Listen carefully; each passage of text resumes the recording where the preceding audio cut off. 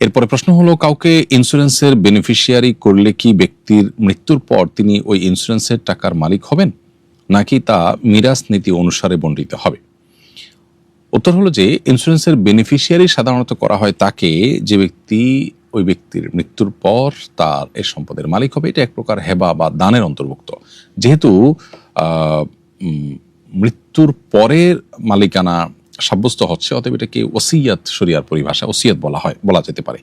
আর ওসিয়ত যেহেতু, অতএব ইন্স্যুরেন্সের বেনিফিশিয়ারি হিসাবে আপনি যার নাম রাখছেন তিনি যদি আপনার পরিবারের এমন কোনো সদস্য হন যিনি আপনার ওয়ারিস, অর্থাৎ আপনার মৃত্যুর পর তার জন্য আপনার পরিত্যক্ত সম্পদে কোনো একটা ভাগ থাকবে, তাহলে সেক্ষেত্রে এই ওয়াসিয়তের কোনো মূল্য থাকবে না এবং সে ব্যক্তি কিছুই পাবে না।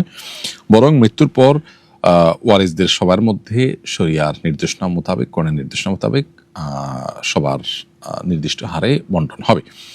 আর যাকে তিনি ইন্স্যুরেন্সের বেনিফিশিয়ারি করলেন তিনি যদি আপনার ওয়ারিস না হন, ধরুন নাতি, নানা বা দাদা তার নাতির জন্য নাতিকে বেনিফিশিয়ারি করেছেন, তাহলে সেক্ষেত্রে তিনি যেহেতু ওয়ারিস না, তার জন্য নির্দিষ্ট হিস্সা যেহেতু নির্ধারিত নাই, অতএব তিনি এই ইন্স্যুরেন্সের বেনিফিশিয়ারি হিসেবে তার মৃত্যুর পর এই টাকার মালিক হতে পারেন। কারণ এটা এক প্রকার ওসিয়ত যে আমার মৃত্যু হয়ে গেলে আমার ইন্স্যুরেন্সের এই টাকাটা আমার নাতিকে বা অমুককে দেওয়া হোক। এটা একরকম ওসিয়তের মতো, বিধায় তিনি এটার মালিক হবেন। তাহলে ইন্স্যুরেন্সের বেনিফিশিয়ারি কে হচ্ছে সেটার উপর নির্ভর করছে যে তিনি মালিক হচ্ছেন কিনা। ওয়ারিস হলে তিনি মালিক হবেন না, ওয়ারিস না হলে তিনি মালিক হবেন। আবার অনেক সময় ইন্স্যুরেন্সের বেনিফিশিয়ারি যাকে করা হয় তাকে করা হয় শুধুমাত্র টাকা উত্তোলন করবার জন্য, মালিকানার জন্য না। এই বিষয়গুলো অনেক সময় অস্পষ্ট রাখা হয় আমাদের দেশে। এটা স্পষ্ট করা উচিত আসলে যে ইন্স্যুরেন্সের বেনিফিশিয়ারি যাকে করা হচ্ছে এখানে উদ্দেশ্যটা কি।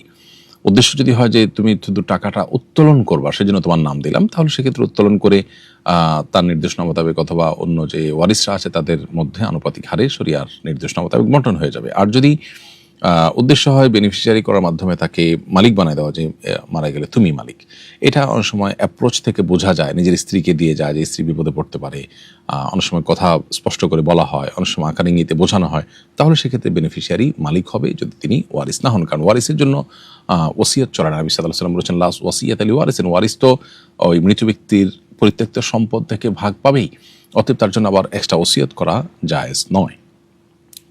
এরপরে প্রশ্ন হলো, রাস্তার পাশে অনেক ভিক্ষুক কোরআন তেলাওয়াত করে আর মানুষ তাকে ভিক্ষা দেয়, এটা কি সঠিক? উত্তর হলো যে কোরআন কারীমের তেলাওয়াত ইবাদত, আর ইবাদত আল্লাহর সন্তুষ্টির উদ্দেশ্যেই করতে হবে। আপনি কোরআন কারীমের তেলাওয়াত করছেন যেন মানুষ আপনাকে টাকা দেয়, এটা অবশ্যই গর্হিত কাজ এবং অনুচিত কাজ। বিধায় কোরআন কারীমের তেলাওয়াত করে ভিক্ষা করার চাইতে আপনি অন্য কোনো কাজ করুন এবং তার বিনিময়ে মানুষের কাছে সহযোগিতা চান। পশ্চিমা পৃথিবীতে মানুষ গান করে, নাচে, এর বিনিময়ে মানুষের কাছে ভিক্ষা চায়, মানে কিছু একটা করলাম তার বিনিময়ে আপনি আমাকে দেন। তো এটা জাগতিক অন্য বিষয়ের সাথে তুলনা করা যাবে না, অর্থাৎ কোরআন কারীমের তেলাওয়াতটাকে। কারণ কোরআনের তেলাওয়াত তো ইবাদত, এটা করে তিনি আসলে কারো কাছ থেকে বিনিময় প্রত্যাশা করবেন না। অতএব তিনি যদি তেলাওয়াত করে তার বিনিময় আশা করেন এবং ভিক্ষা নেন, তো সেটা অনুচিত কাজ। বরং অন্য কোনো কাজ করে তিনি মানুষের কাছ থেকে মানুষকে বিনোদন দিলেন শরিয়ার সীমানার মধ্যে থেকে, তার বিনিময়ে তিনি গ্রহণ করলেন, সেটা জায়েজ হতে পারে। আর কোরআন কারীমের তেলাওয়াত এমনিতে তিনি অবসর আছেন, তেলাওয়াত করছেন, সেটা ভিন্ন কথা।